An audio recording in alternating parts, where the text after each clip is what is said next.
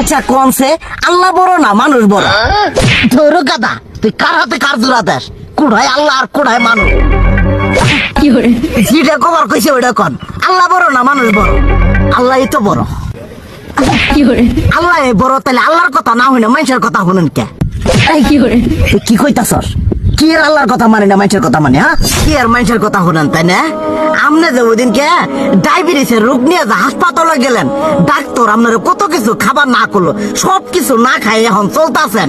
তাহলে আল্লাহ যে আপনারে কইছে যে হারাম খাবার না, সুদ খাবার না, কই আপনি তো কাম কাজ বাদ দিয়ে এলাকার মধ্যে টাকা পয়সা না গায়ে খালি ওইলে দিয়েই খান। নিজেরা টিয়াও হালাল ভাবে কামাই করেন না, ওই সুদ তো না কয়টা টিয়া করে লাভ আহে ওইলে দিয়ে দিয়ে চলেন আর পেট বড় বানাইছেন।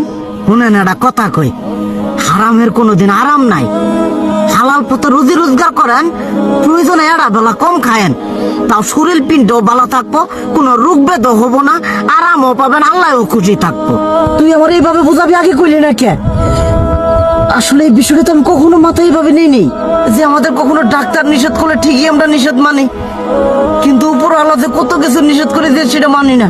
আর এই যে হারাম পথে টিয়া পয়সা কামাই করতেছেন, শরীরের মধ্যে দুনিয়া রোগ বেত হয়েছে, দেখা যাইতেছে যা টিয়া হারাম পথে কামাই করতেছেন তার তো বেশি টিয়া মনে করেন জ্বলেই যাইতেছে গা বেশি। আজকের পর থেকে আমি আর এই হারাম সুদ খামো না, আমি হালাল পথে চলবো, হালাল টাকা পয়সা ইনকাম করবো।